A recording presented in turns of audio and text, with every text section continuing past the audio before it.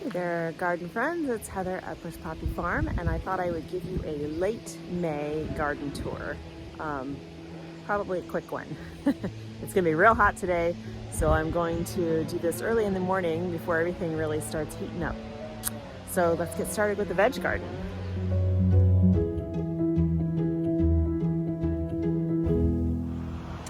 In the veg garden, tomatoes looking good.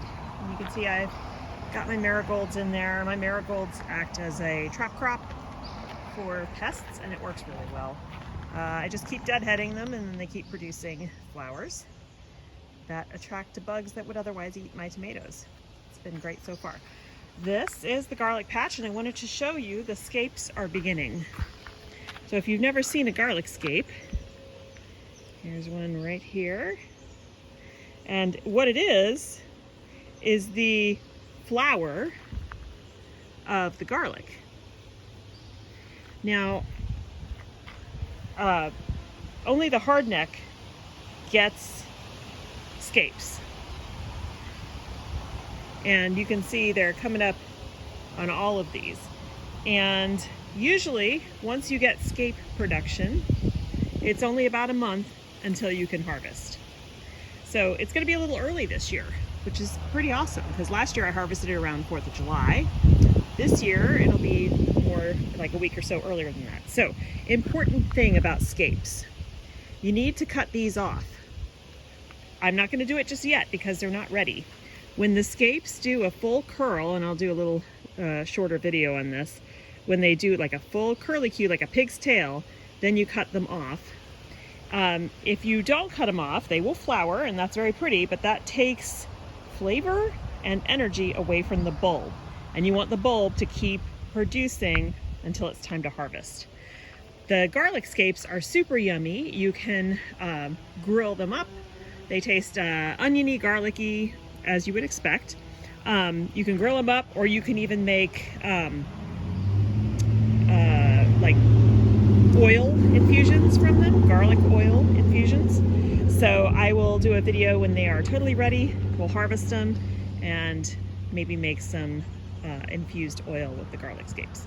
So garlic harvest is coming in another month or so. I have hardneck varieties and a soft neck variety. So, all right, over here, pomegranate tree, starting to get some buds on it. Last year I had plenty of flowers but no fruit, so we'll see what happens this year. This is my grape, which got completely denuded by something, probably rats, a couple of weeks ago, and it's coming back. It looks really nice. I don't know if I'll get any fruit this year though. However, this guy, Thornless Blackberry, lots of fruit production going on here. So we'll have plenty, and we have 3 of these.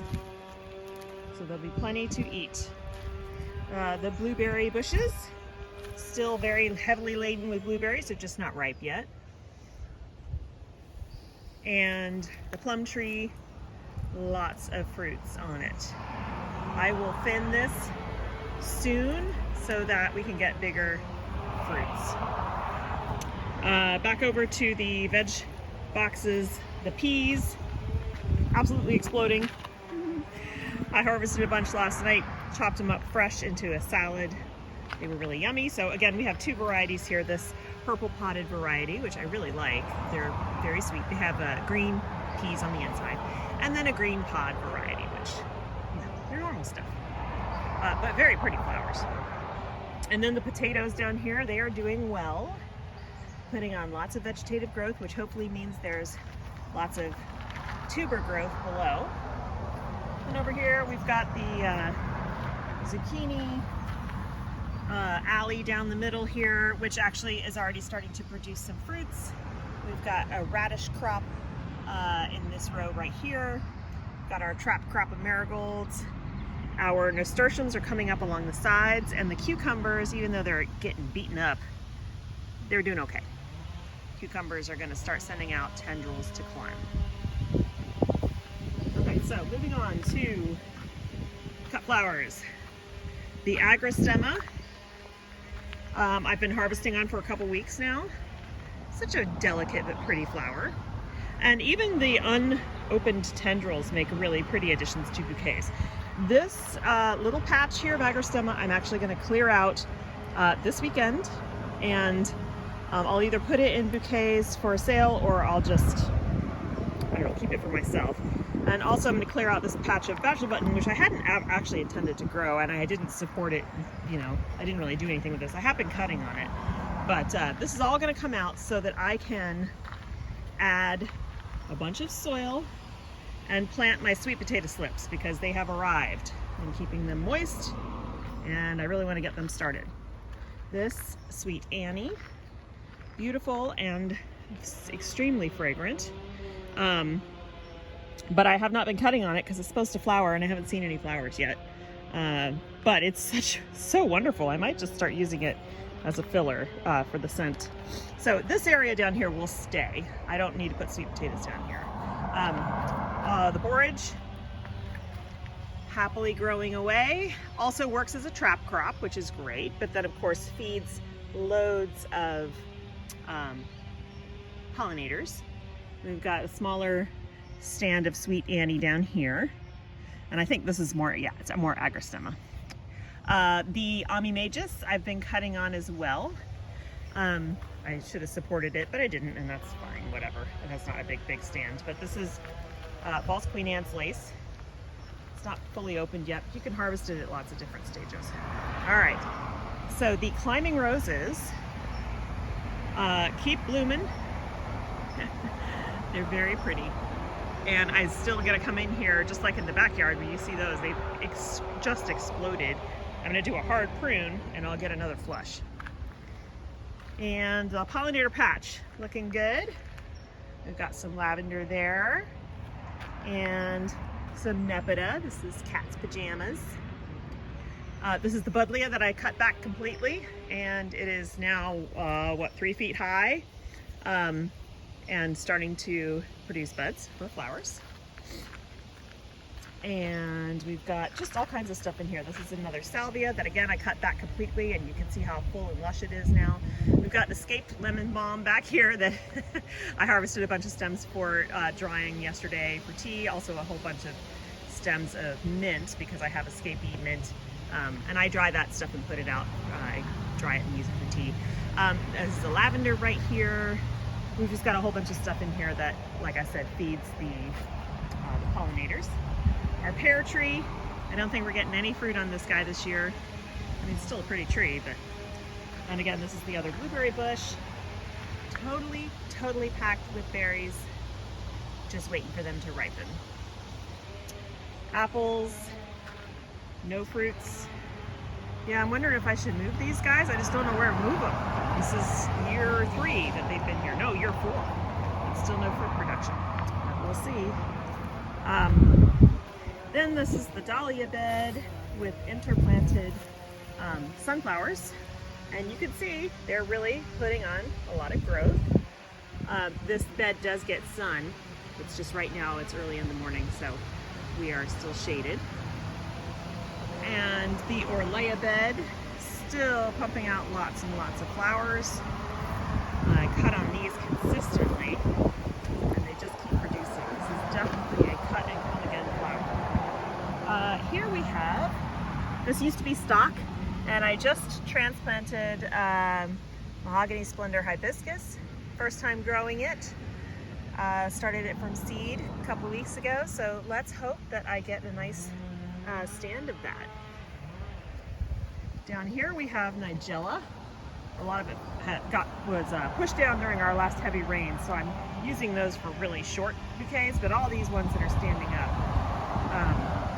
are doing great. And a couple different varieties in here.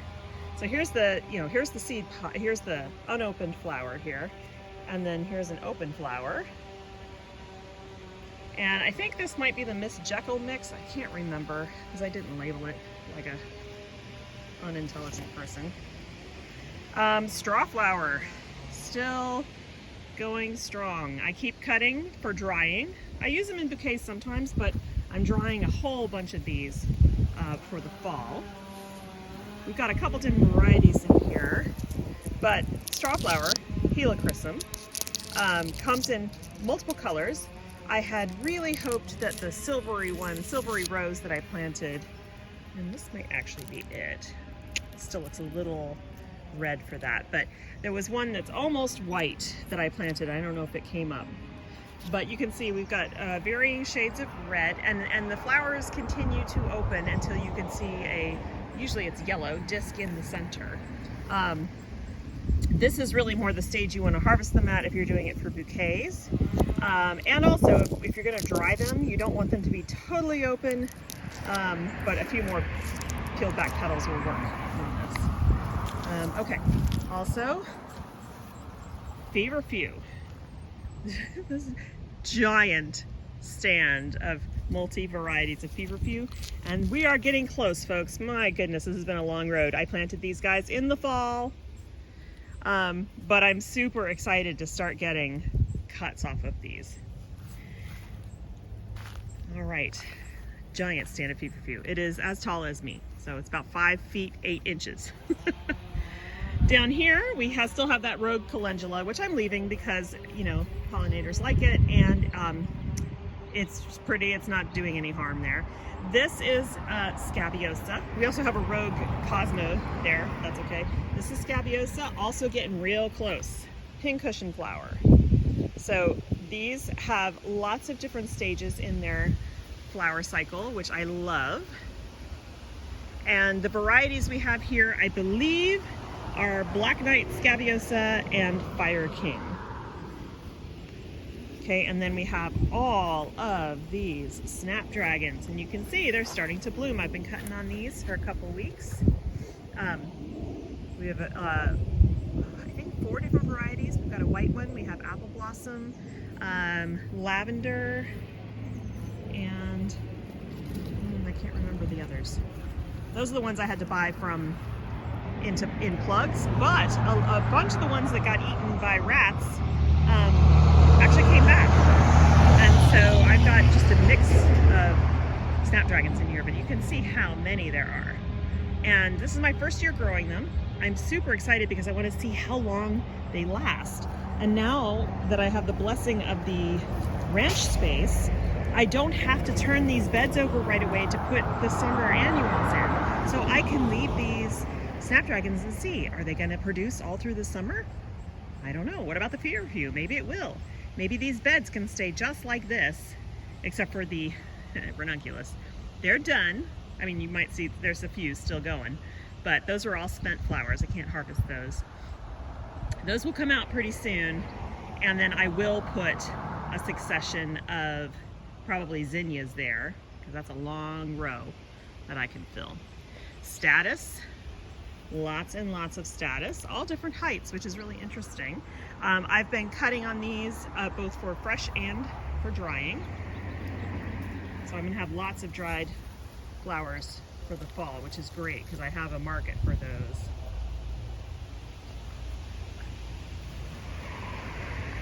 And then along the fence line over here, the sweet peas are finally starting to take off. And there's this chicken wire here because when they're young, they just get munched on.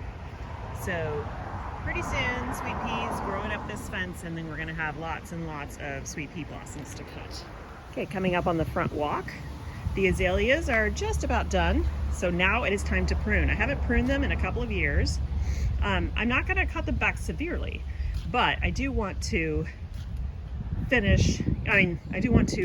like eliminate some of these rogue, you know, pieces that are sticking up and keep these more compact.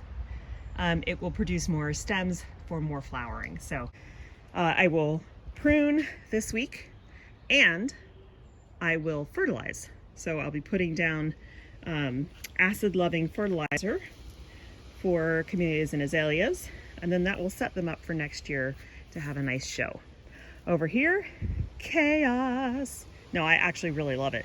So you can see that the all of the leaves for the narcissus are dying back, which is excellent. That's what we want. When they're completely dyed back, then when they're all brown, then I can cut them all off, and that means the bulbs underground have been fed, and they'll give me a nice show in the spring. Hellebore is done producing, as you can imagine, because they started in like December. But this area, so much more lush. So here's another azalea. I'm going to clean that all up.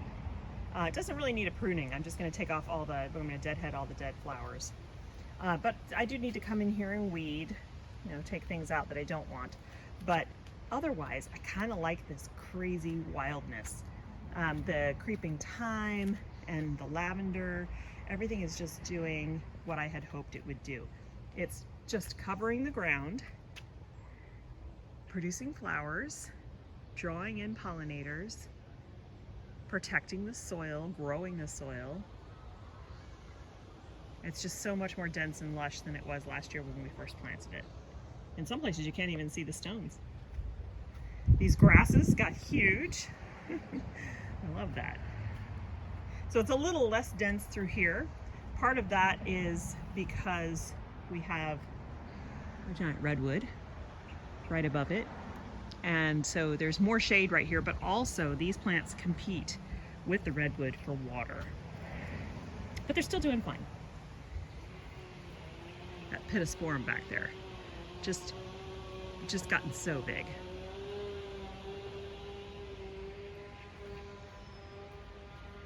Okay, containers gonna need a refresh. I mean, they're still producing, but they look awful. So I am going to clean those out and pop in some summer style flowers so that it looks good, and also kind of trim up the evergreen a little bit here. And then I need to trim up into lollipops the boxwood. It's very pretty, but the more I trim, the tighter and bushier it will become, which is great. All the pollinators are really enjoying the flowers on the geraniums. Lamiums spreading like crazy in here, which is exactly what we want. So first blush of blooms for the jasmine is done. Those will drop off, and then it will kick in for another round.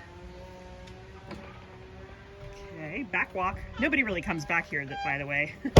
It's pretty messy, as you can see.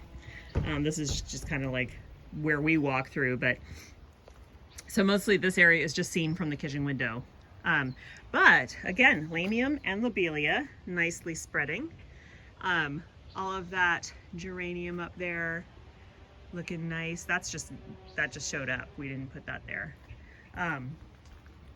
So this is filling in nicely. I want it to keep growing up the hill, but we're dealing with a water issue, so we've got to sort that out. But this stuff gets plenty of water, as you can tell. Look how happy it is. So nice big hole here from the bird feeder.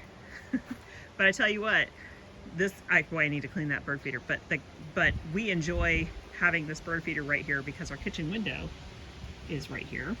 And it's so nice to sit here and watch all the birds and the squirrels come. And of course my cat absolutely loves it because she can hang out right here, hiding. They don't see her, and then she can just stand here and chirp, chirp, chirp, chirp at the birds. Okay, so all the ground cover coming along, and look at this caramel heuchera. It's just happy. Green stalks, doing great. Happy, getting berries and stuff. If you watched that video the other day, you'll see what we did to update it. Here's some more. Here's some of those berries sitting there. They're not ripe yet, but soon.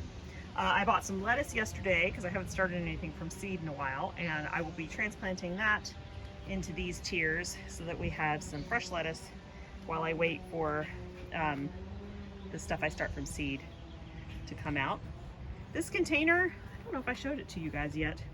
I need to clean it up, get rid of some of these little dead flowers, but this is a container for the summer. It will be here all summer until I need to put in fall bulbs. But this is sweet potato vine. These are white pansies. This is chocolate cosmos. It is a perennial cosmos, and yes, it smells like chocolate. It's pretty amazing. There's a little coleus in here that goes along with the color scheme. It's kind of struggling, the same with the one in the other pot, which is a mirror of this. So I don't know. Usually Coleus for me gets absolutely enormous, so we'll see. We'll see if that guy can come on strong. But I love these chocolate cosmos. So we have the identical pot over here, which is doing a little bit better, as you can see, except for the Coleus. I mean, it gets the same amount of water as everybody else, but it's just really struggling. So I don't know, I may just pull it out and not worry about it, because all the rest of these will fill this in. I also completely updated all of my succulent pots, and so here's a trio on the side table here, mostly Aeonium. I've got a little burrow tail in there right there, but I just love succulents. I have so much fun with them. That was a big project because I keep adding more every year. So you'll see over here, this succulent garden is all set up, and we are getting ready to have some flowers, which the hummingbirds absolutely love, which I find so funny, but they will come and drink out of these succulent flowers while we're sitting 3 feet away. They don't care. It's really fun. So, succulent garden going strong. Look at this, is a new guy I picked up. I think it's so pretty. All right. Then over here, you can see all the ferns, nice and full and lush. And like I told you, they pretty much cover that pool pump area. You can barely see it now. Over here, we've got, which I love, some of the nasturtiums from last year got in here and they're growing, which I love it. It's so great. Here's our Fire Island Hydrangea. You can see it's got lots of buds on it. These produce absolutely enormous heads of flowers. This guy, still going well. Oh, look. So I grew these last year in here in this pot, and I thought I pulled them all out, but apparently they self-seeded. I really love, this is Oxalis. I really love this little plant. So that's fun. These guys I planted in the fall and they're just still pumping out flowers. And then of course we have the jasmine, which flowered, but will give us more as the season goes on. The geranium, looking great, pretty much done flowering, but it's just so pretty, nice and lush. And then the heuchera bed, look at these guys. Heuchera, also called coral bells, for their tiny little delicate flowers. Such a pretty plant. And they come in so many colors, I love them. They are shade lovers, so if you have a shady spot that you need to fill with pretty things, I would recommend heuchera. Okay, the containers in front of the greenhouse, definitely filled out. You can't even really see that side container over there. It's no big deal. This is the Limelight Hydrangea. We've got another one over here, and these definitely are production containers. We will get cuts off of these for bouquets in the late summer, early fall. Going into the greenhouse, not as much going on in here right now, although I'm about to start a ton of seeds. So we've got sunflowers, because I have every week starting more sunflowers to go out to the ranch in sunflower beds. So these, this is from last week.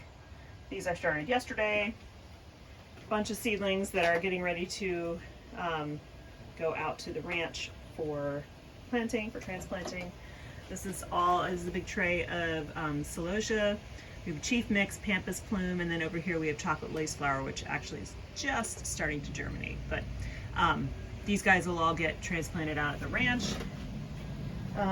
Making another pot of vermicompost tea for fertilization. And then yesterday I mixed up a container of soil blocking mix. And this is so light and fluffy. What I do is I screen regular potting soil through a fine mesh sieve, and it takes a while.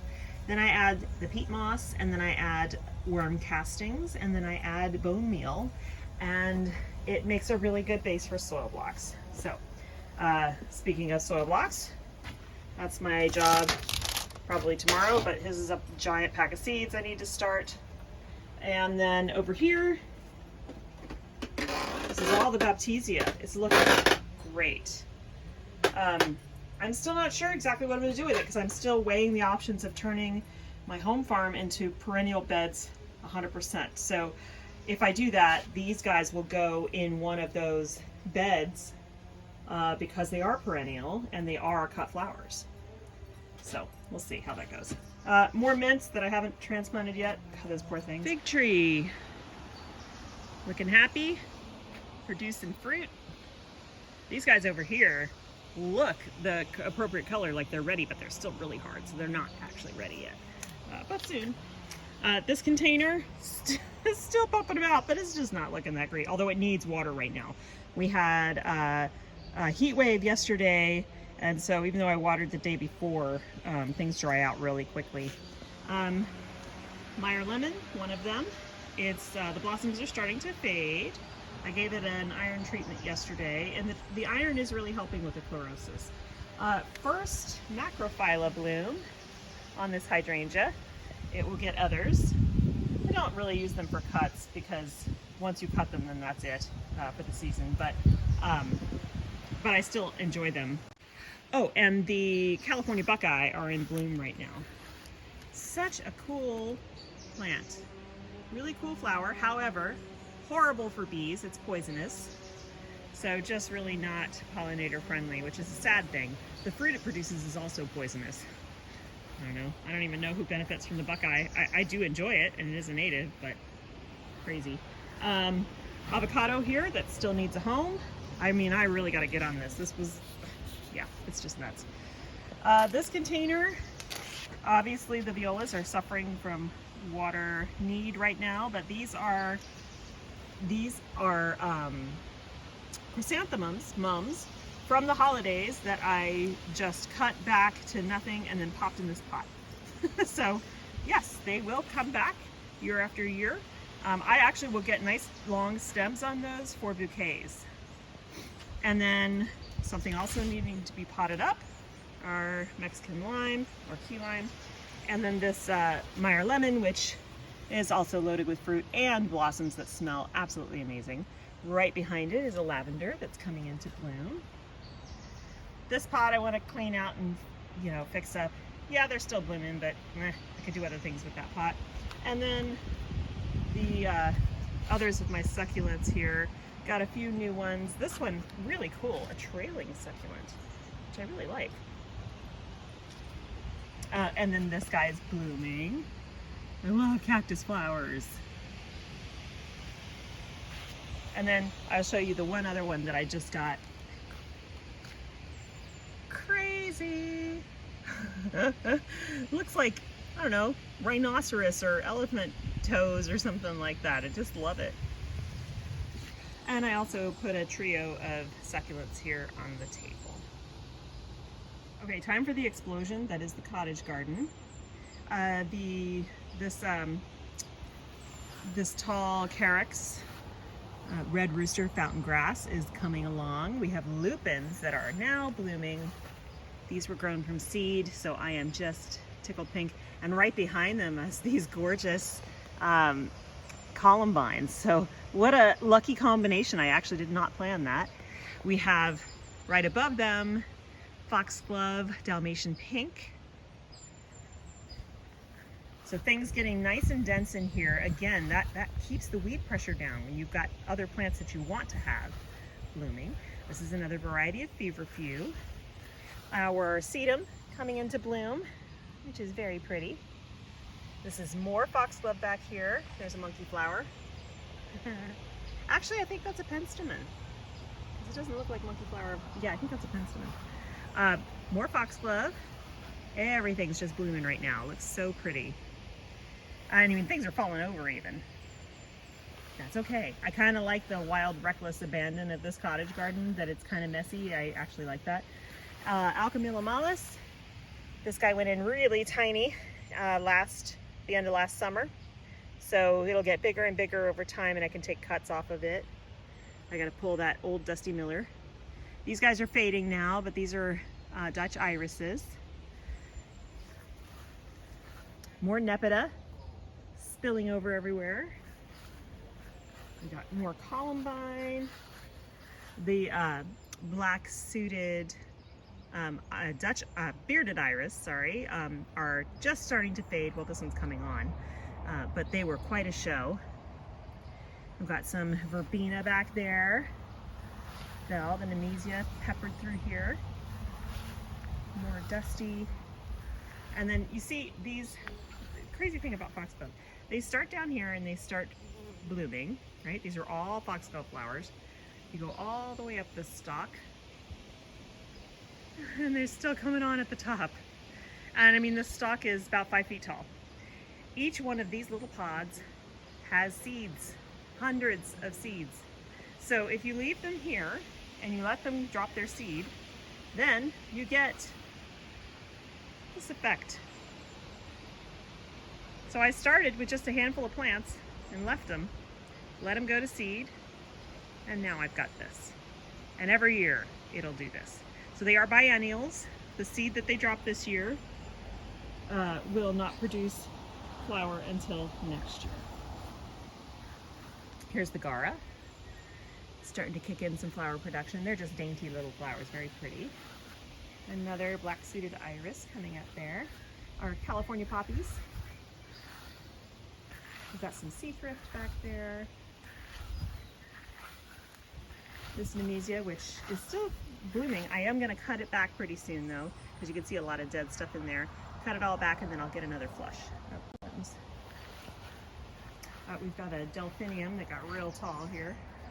It's going to bloom, and of course now it's trying to turn to go towards the sun. More lupines. Look at this guy. These are just amazing flowers.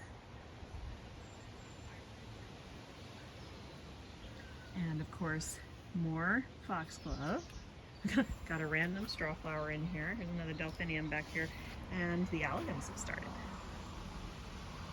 We've got buddleia back here getting ready to bloom, and I'm really hoping that all of these hollyhocks actually give me flower stalks this year. So I definitely need to do some cleanup and deadheading in here, but I just am really enjoying the craziness of it. Speaking of crazy, these are the spent stems of all of the daffodils, narcissus, and they get pushed down on top of these osteospermum from the sprinkler head that's back here, which we need to put an extension on. These long spikes that are coming up right here, these long spikes right here are Crocosmia.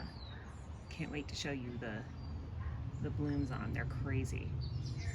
So this bed will get a lot more cleaned up in a couple of weeks. Once all of this dies back completely, I can cut it all out and it'll look a lot more airy. Over here, again this year, growing extra tomatoes in these 5-gallon pots. And then these are new containers I also just planted up. This is Dichondra Silver Falls. It will grow over the front and spill around this container, which is a nice little grouping of plants that will be here all summer. I just have to keep it nicely watered. And then finally, I want to show you the explosion that is these climbing roses. It's actually absolutely ridiculous. So you probably remember me tying these up in another video. They are bursting at the seams. I mean, the stems are so heavy that they're toppling to the ground. So once they're done with this first flush, I will cut them back hard, and then they will bloom again. And they'll keep doing that. And I'll keep tying up the stems so that, you know, we get these side shoots that come off and bloom. So this is what I was talking about. When you take a main stem and you bend it horizontally, then you get these stems, these lateral shoots that come off, and those are the ones that bear the flowers.